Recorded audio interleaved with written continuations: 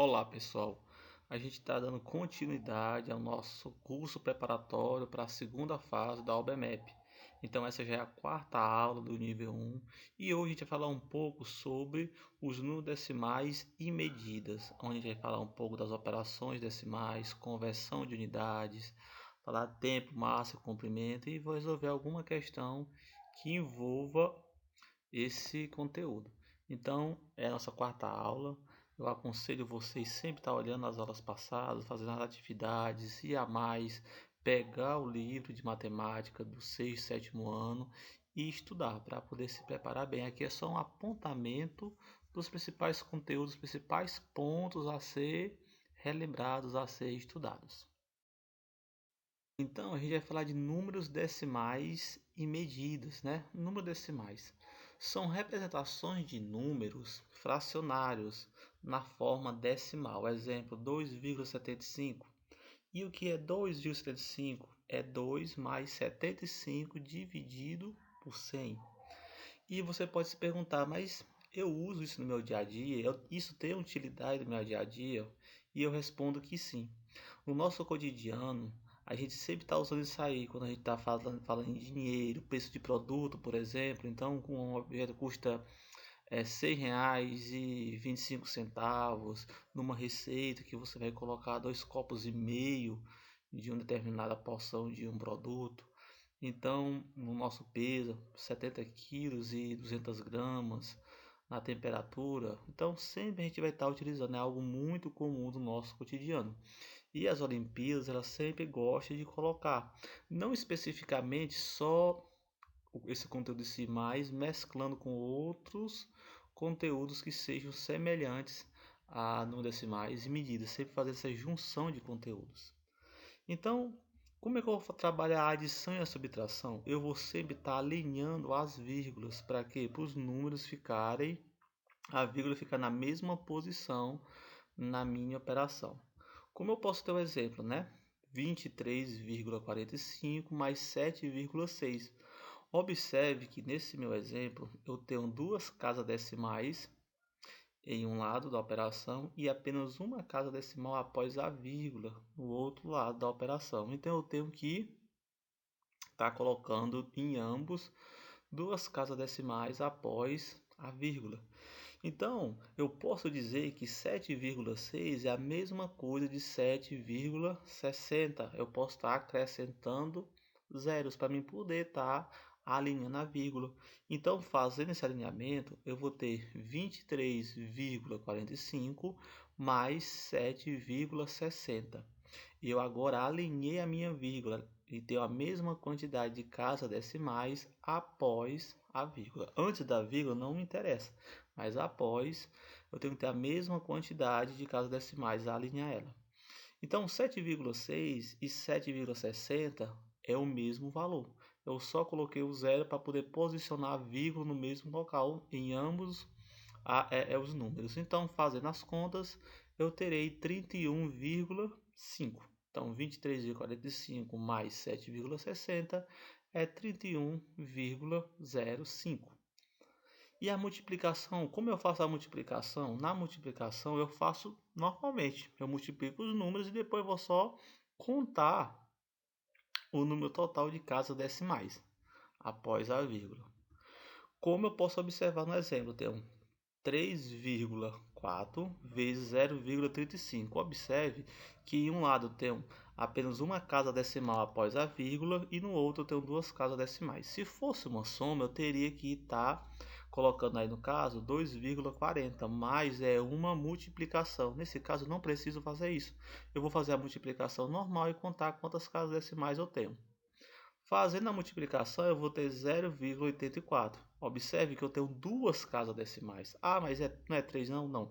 Eu vou considerar o número com o maior número de casas decimais após a vírgula e fazer essa movimento da minha vírgula. Então, 2,4 vezes 0,35 é igual a 0,84. Então, faço a multiplicação normal e considero a vírgula do número que possui maior quantidade de casas decimais após a vírgula. E na divisão? Na divisão eu vou transformar o divisor em um número inteiro, multiplicando ambos por 10. por 100, por 1000, ou seja, em números que sejam múltiplos de 10, né? Para mim conseguir ter dois números inteiros. Como vamos observar? 4,5 dividido por 0,9. Nesse caso, eu vou multiplicar porque eu vou estar multiplicando por 10, onde eu terei 45 dividido por 9. Por que eu sei que é por 10? Eu vou observar quantas casas decimais eu tenho após a vírgula. Observe que tanto em 0,45 como em 0,9,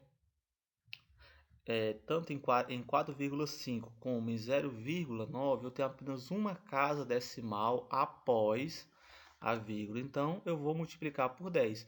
E se fosse 0,55 dividido por 0,9, eu ia multiplicar por 100. Eu ia considerar um número como é o caso decimal e ia multiplicar ambos por 100 para poder efetuar a minha divisão. Então, vou sempre transformar em números inteiros, fazendo a multiplicação sempre por múltiplo de 10, conforme seja a quantidade de casas decimais após a vírgula. Então, nesse caso, 4,5 dividido por 0,9, multiplico ambos por 10, terei 45 dividido por 9. Fazendo a divisão, terei 5. Logo, 4,45 dividido por 4,5 dividido por 0,9 vai ser 5. Tá bom, pessoal? Esse é o valor de divisão.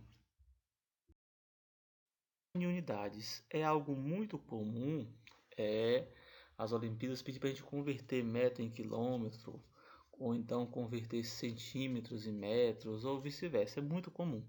Quilo em toneladas, toneladas em gramas, sempre é comum ele fazer essa associação de conversão de unidades. E aqui eu vou estar trazendo as unidades mais conhecidas e mais utilizadas. Existem outras unidades de medida, mas eu vou trazer as principais, as mais utilizadas no caso. Então, no sistema métrico decimal, cada unidade varia em múltiplos de 10, ou seja, ela vai aumentar em múltiplo de 10 ou vai diminuir também em múltiplo de 10. Essa variação sempre será em múltiplos de 10. Como eu posso observar no comprimento, eu vou ter o quilômetro, eu vou ter o hectômetro, o decâmetro, metros, decímetro, centímetro, milímetro. Então, eu vou observar que do milímetro por centímetro eu vou ter múltiplo de 10, o centímetro por decímetro também. Então, sempre será múltiplo de 10 que eu vou estar utilizando. E aí eu vou ter a minha unidade de medida e a minha abreviação. É importante que vocês aprendam essa abreviação. Por exemplo, o decímetro é dm, o centímetro é cm, o milímetro é mm. Eu saber disso por quê? Porque pode ser que na questão não venha o nome, venha só a minha abreviação. Ou então venha o nome na questão, mas nas alternativas está só a abreviação. Então é importante eu saber cada abreviação dessa para me poder relacionar na questão. Já de massa, as mais comuns, tonelada, que é 1000 quilos, o quilograma, que é 1 quilo, que é tem uma grama, tem uma miligrama. Então, são sempre múltiplos de 10. Ah, só existem essas unidades de medida de massa? Não, existem outras, mas as mais comuns, mais utilizadas nessas provas externas são essas unidades. E foi essas que eu trouxe. Novamente, friso que é importante a gente saber as abreviações dessas medidas para poder fazer a conversão à prova, se caso ela trouxer só a abreviação e não trouxer o nome. Capacidade de volume, né? Eu vou ter o quilolitro, o litro, o mililitro, são os mais comuns.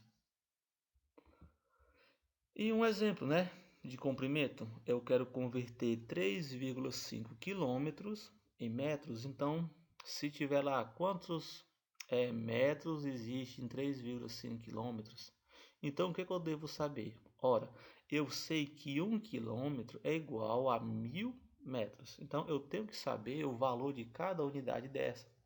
Então, saber quanto cabe de cada unidade dessa em uma outra unidade. Então, eu sei que 1 quilômetro vale 1000 metros. Logo, o que eu vou fazer? Eu vou pegar 3,5 e multiplicar por 1000. Então, fazer essa multiplicação de 3,5 vezes 1000. Mas por que é 1000? Porque eu falei que 1 quilômetro tem 1.000 metros. E por que é 3,5? Porque eu quero converter 3,5 quilômetros em metro. Fazendo a multiplicação, eu terei 3.500 metros. Então, tanto faz eu falar 3.500 metros como 3,5 quilômetros. A distância percorrida é a mesma. Eu vou ter apenas unidades de medida de comprimento diferente. Então, um conselho é você saber o valor de cada unidade de medida dessa, seja de massa, de volume, de comprimento, para quê? Para você estar fazendo a conversão caso necessário, porque as Olimpíadas e outras provas externas adoram pedir essa conversão dentro da resolução da questão. Ela não vai apenas pedir para você converter, ela vai ter uma questão que você vai fazer uma operação e no final, às vezes, para poder fazer, tem que fazer essa conversão. Então, algumas questões envolvendo medidas. Então, vou ter o comprimento e o tempo. Vamos tratar uma de cada um. Então, observando, eu tenho um atleta que correu 2,4 km de manhã e 750 metros à tarde. Quanto correu no total? Observe aí, pessoal. Isso acontece muito cá nas Olimpíadas. Eu tenho o comprimento, né, distância, e eu tenho uma parte em quilômetro e outra em metro. E eu quero saber quanto ele percorreu no final. Às vezes ele vai pedir para você especificar se é em metro, se é em quilômetro. Mas isso pode acontecer como aqui, que ele não especifica. Então, a gente pode tanto dar esse valor em quilômetro como em metros. E é o que a gente vai fazer. Eu vou converter para a mesma unidade, né? Então, eu poderia converter 750 metros em quilômetro ou poderia converter 2,4 km em metro. Eu vou converter 2,4 km em metro. Então, se eu sei que 1 km é igual a 1.000 metros, eu vou multiplicar 2,4 por 1.000. E eu vou ter um valor de 2.400 metros. Agora, eu vou apenas somar 2.400 metros mais 750. Por quê? Porque foi o que o atleta percorreu na parte da manhã e na parte da tarde. Eu quero saber o total. Então, fazendo a soma de 2.400 mais 750, eu vou ter 3.150 metros. Mas se eu quero transformar 3.150 metros em quilômetros, basta eu dividir esse valor por 1.000. Então, dividindo 3.150 metros por 1.000, eu terei 3,15 quilômetros. Então, tanto faz eu representar esse valor como 3.150 metros como 3,15 quilômetros. A distância percorrida foi a mesma. O que mudou aqui foi a minha unidade de medida. Então, as Olimpíadas adoram sempre essa conversão. E é importante eu saber. Se eu quero transformar metro em quilômetros, eu vou fazer o quê? Eu vou dividir por 1.000. Se eu quero transformar quilômetros em metro, eu vou fazer o quê? Eu vou multiplicar por 1.000. E por que é por 1.000? Porque em 1 quilômetro existe 1.000 metros. Se fosse metro em centímetro, já seria um outro valor. Eu sei que um metro possui 100 centímetros, então esse processo agora, essa multiplicação e divisão seria por 100. Então, cada unidade vai ter um valor a ser trabalhado. E daí a importância de eu pegar o meu caderno em casa e estar estudando o valor de cada unidade dessa e quanto cabe em cada uma das outras unidades. E tenho aqui um exemplo de tempo. Um ônibus saiu às 3 horas e 45 minutos e chegou às 4h20. Quanto tempo durou essa viagem? Então, eu estou sabendo que o ônibus saiu às 3h45 e chegou às 2h20. Eu quero saber o tempo, então vou pegar o quê? Abaixo eu pegar o tempo que eu cheguei, tempo final, às 16h20, menos o tempo inicial, o tempo que eu saí, às 13h45. Fazendo essa subtração, eu terei 2 horas e 35 minutos. Mas se eu quisesse saber isso em minutos, ora, 1 hora tem 60 minutos. Logo, 2 horas terá 120 minutos, mais os 35 minutos seria 155 minutos. Então, observe que nesse caso também, tanto faz eu dizer ele demorou 2 horas e 35 minutos ou 155 minutos. O tempo passado foi o mesmo, a unidade de medida que variou, que mudou. Então, é interessante eu saber que dentro de 1 hora existe 60 minutos, tá bom, pessoal? Para a gente saber trabalhar esse tipo de questões, porque sempre vai vir para a gente resolver desse formato aqui. Então, pessoal, a gente tem um exemplo que é bastante comum, que é o formato que eles pedem nas Olimpíadas, nessas provas externas, onde ele vai pegar, relacionar dois tipos de medidas, uma figura geométrica e fazer essa correlação com elas e pedir para o final você fazer essa conversão.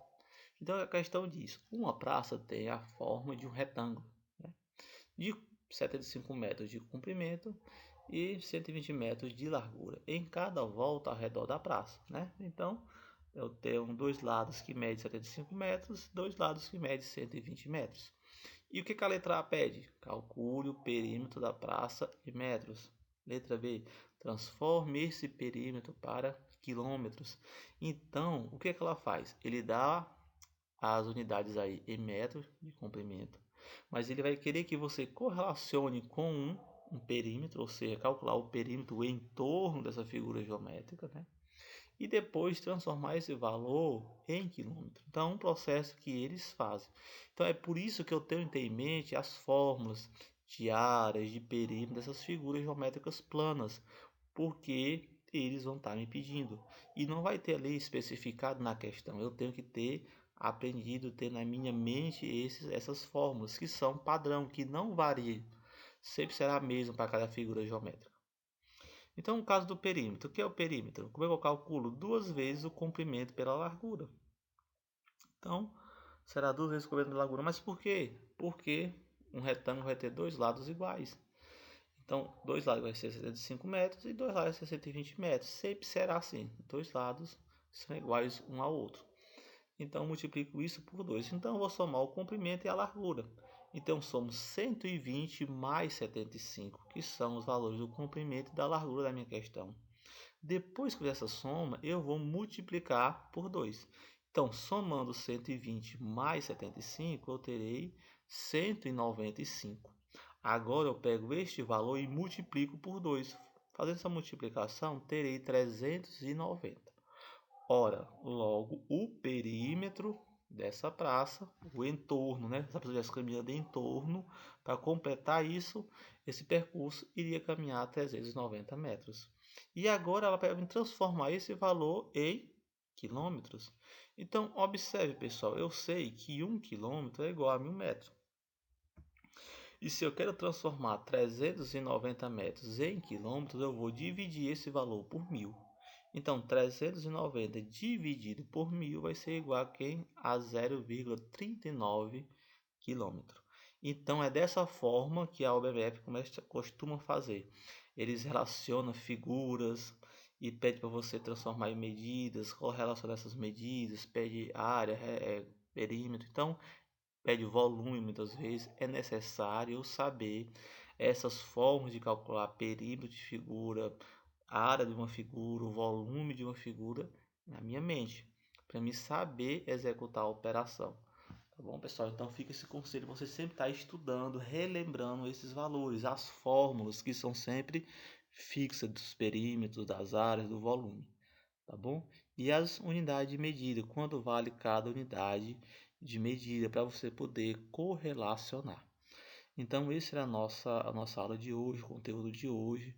Espero que vocês possam ver esse vídeo, rever o vídeo, voltar nos dias anteriores, pegar os livros de matemática, resolver exemplos para poder estar fixando melhor esse conteúdo. Até a próxima.